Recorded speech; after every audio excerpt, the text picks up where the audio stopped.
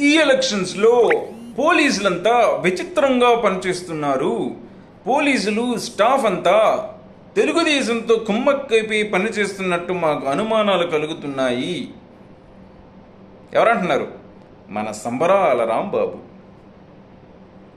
ఓడిపోయే ముందు ఇలాంటి మాటలే వస్తాయన్నమాట. భయపడ్డారు, భయపడాలి. పోలీసులకే కాదు, స్టాఫ్కే కాదు, ప్రజలందరికీ క్లారిటీ ఉంది. అందుకే పోలింగ్ 80%కి వెళ్ళింది, మిమ్మల్ని ఎలా అయినా దించాలని.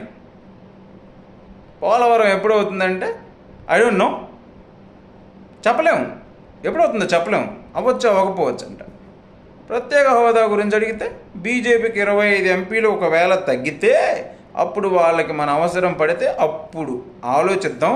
ప్రజలందరూ ప్రార్థనలు చేయాలంట బీజేపీకి 25 ఎంపీలు తగ్గాలని. మీకెందుకు సార్ పాలిటిక్స్?